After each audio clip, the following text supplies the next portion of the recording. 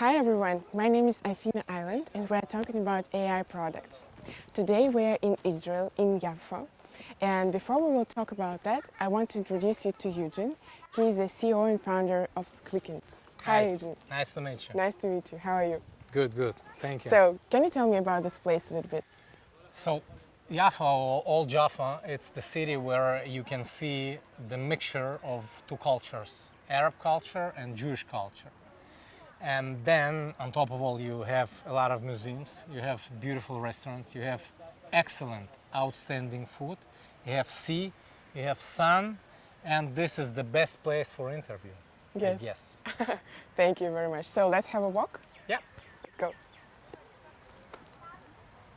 Let's start from the beginning, from the basics about your company and your background. How did you start this business? Okay, my background is coming from insurance over 30 years. C-level, I was an insurance broker, sold my business, went to be a C-level in a few companies, then established insurance company from scratch. And then when I got back to Israel from being in 7 years abroad, we were sitting in a restaurant with my friend, and all of a sudden the certain idea came to my mind when he were parking the car, and he just pulled out the small device out of his pocket, and then he did like that, pushed twice, tick tick, and then he placed it on the car. I asked him, what is this? He said, this is the parking, like a parking ticket, okay? So you choose how many hours you want to stay in a certain place, and that device, like, it pays you, okay?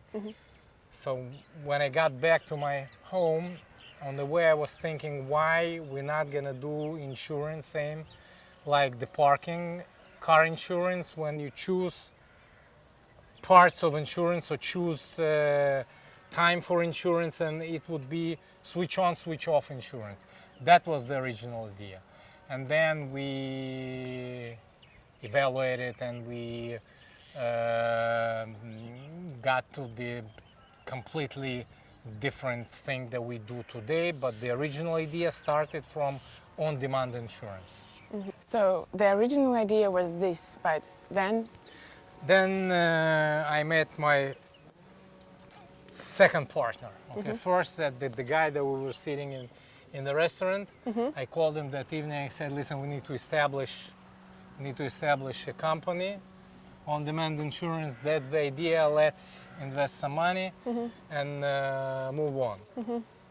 So the next step was to find someone that understands in technology, because both of us came from the business, from insurance, the main expertise. So we had a very little deal of knowing about technology and how to build application and whatnot.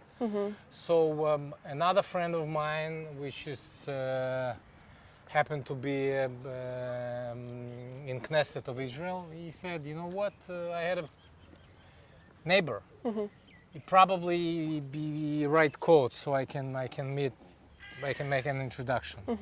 So he introduced me Dima. And when I met Dima, I told him the story, what I want to do. He immediately said this, and you know what, I want to be a partner, me and my partner, his friend. So to make the long story short, we got together. Dima has a very strong background of building and implementing intelligence systems. He's one of the best solution architects in this country. So we gathered together, and very soon we understood that the idea of doing only on-demand insurance, it's small for us. And we started to establish a platform that predicts and detects insurance fraud, and only one of this particular technology stack was on-demand insurance. So, how does it work? No, you need to understand the end of the story. Okay. So during these 5 years, we've been building all kinds of prototypes and whatnot, and meeting with investors, and very soon we understood that we're building something that's good for 100 startups. It calls to boil the ocean, okay? We knew too much, and that's actually made us a bad deal, because we were trying to build something very unique, huge enterprise. So we understood that we're not gonna raise money, and we need to focus. And about a couple of years ago, we focused very much on the most advanced part of our technology, which is automated vehicle damage detection, automated damage detection for vehicles. Okay. We received non-equity assistance from Israeli innovation authorities. Of course, we raised money during these years, and today we are proud that we have a state-of-art technology.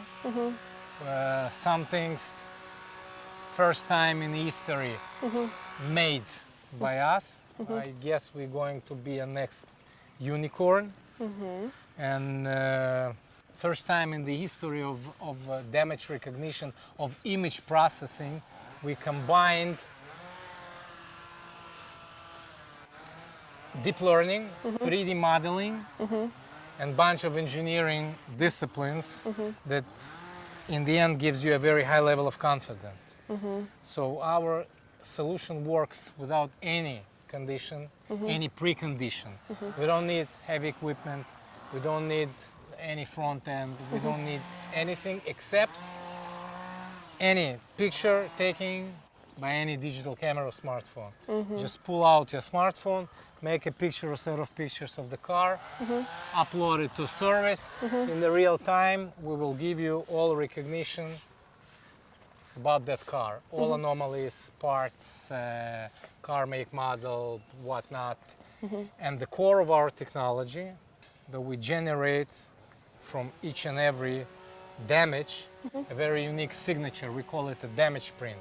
So it works like a fingerprint in forensics. If we see that particular damage one more time, or this particular damage was manipulated or bumped up, we alert insurance company on possible fraud alerts. So that's a vertical in insurance that our solution is working. And another vertical, we're working with the rentals and car sharing companies, where we do the smart check-in, smart drop-off. Make a set of pictures before, on checking, make a set of pictures on drop-off. Close to real time, you receive the automated report on all damages on vehicle, which avoids all disputes with the client after all. And we save a lot of money to rental companies, because in average loss per car a year for rental companies about $1,000 due to incorrect inspections. So you're talking about value to companies and to Exactly. people, right? And coming back to technology, where did you get all this data and how did you label it? Okay, that's a good question. First of all, our advantage, we never train our system on customers' data. We develop the environment of synthetic data inside our R&D, and we mostly train the system on synthetic data with a very small part of live pictures, which we are taking by ourselves. We have a group of dedicated people in India that do for us labeling, a very precise labeling. Okay, I mean on huge TVs, I think it's a pixel accuracy. And how did you find, by the way, these guys in This India? guy, Dima, found this guy. We were writing an algorithm for fine segmentation, to make fine segmentation of damage. Okay, so Dima find some kind of work on internet that was done by Raj Gopal. That's the guy from India. And he wrote him a letter and he said, listen, we saw your work on fine segmentation. Can you do that, that, and that? And we check them, and in 2 weeks we employ them. They're already working for us for over a half a year. The guy is excellent. He does state-of-art algorithms on fine segmentation. And he found for us that dedicated group in India that they do labeling for us. So can you tell me a little bit more about details of your technology? What is automated damage detection? Okay, we succeeded to develop a very unique automated damage inspection technology that consists out of deep learning, 3D modeling, and a bunch of engineering disciplines such as applied mathematics, photogrammetry, remote sensing. So in that particular area, about 50 to 60 companies worldwide working in damage recognition. So what differs us, we not only can see the damage, can analyze it, we can very precise measure it and very precise position it in the system of coordinate. That makes us unique. So actually you can take a picture of the damaged car and we can tell you that that particular scratch is 2 millimeters long, which is a very, very tough task because it's different pictures with the different scales. Usually you get a set of pictures. So our uniqueness in that we can measure that on each and every anomaly, and that's where we won the BASF BASF Damage Recognition Challenge. It's the biggest German company that produces paints for almost all OEM providers all over the world, and hopefully our technology will be implemented in their product. Yes, investors, pay attention on the next unicorn. Well, let's move on. And I would like to ask you about where is your company based? Are you totally in Israel or you had an R&D office in India? We have approximately 80% of R&D group in Israel. All of us, it's 15 people. 80% in Israel, it's the center of R&D. We have two groups, one in Serbia and one in India. Both groups PhDs that writing algorithms, and that's it. The R&D stays in Israel. We're not outsourcing it. And you have an intellectual property, right? Yes, of course. It's a patent pending technology. We're filing these days our second patent, and probably it's going to be definitely a few more. And where are your clients, basically? Today we focused on Europe, and hopefully next year we will be entering US. Today we're working very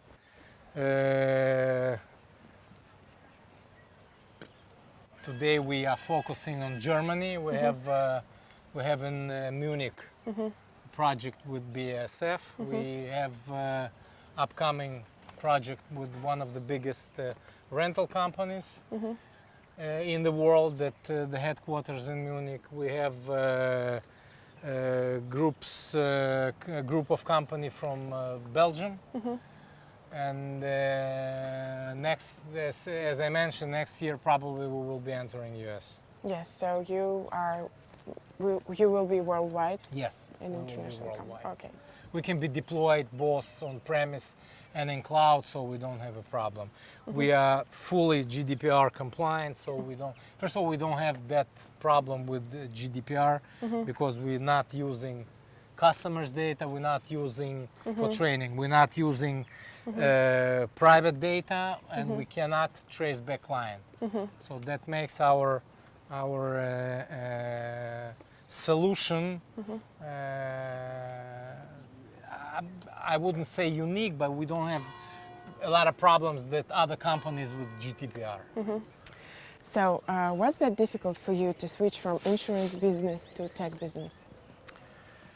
I would divide it into two parts. In the beginning I thought that it would be easy. But the business of startups works completely different from other businesses. First, you need to be very focused, okay, which is in other businesses, okay, is not must, okay. Second, you need to move very fast because technology changing quickly, and something that you've been developing today, tomorrow could be out of date, and that's it, and nobody needs you, okay. So yes, it's in the beginning it was I thought it would be easier, but you know, I'm coming from professional sports, so I guess the quantity of no from venture capitalists that I received during these years before we raised money, it was enormous. I don't think that if I wouldn't be coming from sport, I could be taking that much no. But today it's on rails. You know, today we good. Today we learned a lot. We paid for that study. Okay. Yeah. This is it's a tough business. You live 24/7 in crisis management, 24/7. So yeah, this is.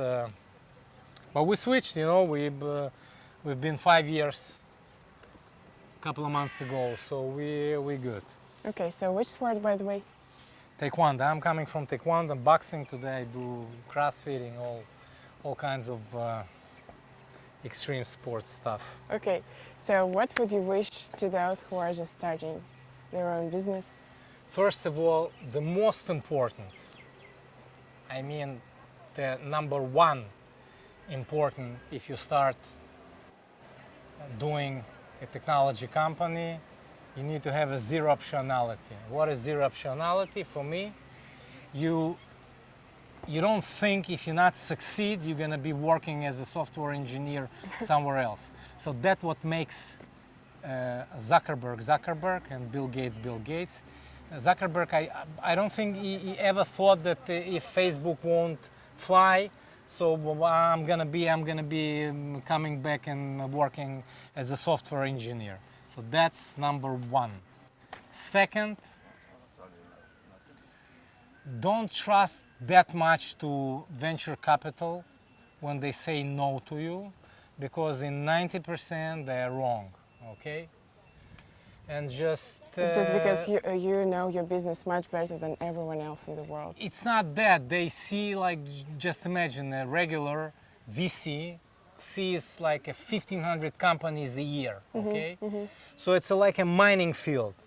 So you're walking, your pitch not that sharp, okay, they're not even, then you're getting that letter, you too early, okay? It's not that you too early, it's a bunch of, it could be a bunch of stuff, okay? But the special letter that you receive, you have outstanding technology, but you're too early for us, okay? So they see 1,500 companies a year. They cannot be good in each and every area. So they have certain, like a mining field, okay, does it good for our investment strategy? Okay, it's not, we're not even gonna talk to him. Does it, the team, we want a team, certain team, okay? Does it answer our requirements? No, and that's it. It's like a mining field. So don't get dismotivated by getting too much no's, because everybody in the end getting too much no's. And the number of no's, I don't remember who said that, it's not mine quote, but someone said that the numbers of no that you're getting limited. In the end you will get yes. So be focused, zero optionality, and don't trust investors. Yeah, don't be dismotivated by getting too much negative answers. Yeah, but not only by investors. The same we can talk about clients and clients something else. Clients employees. Clients something else. It's very important to have a pure market fit. So you can build outstanding technology. You don't have market fit, nobody buys your technology. So that's it, okay? You need to understand that you have 100% fit. You have a domain expertise in what you do. if you do something for insurance, you have to have a very strong domain expertise in insurance, because when you come to insurance company, sell algorithms, that's gonna be the last day they will speak to you. Nobody buys algorithms, they buy a solution. So you have to be a domain expert of what you do, okay? Not because this is something trendy today, okay? Yes. So thank you very much for your time. And several advices from me, guys. Do business in AI, subscribe to my YouTube channel, and wait for a new series with AI products. Thank you very much, everyone. See you very soon. Bye.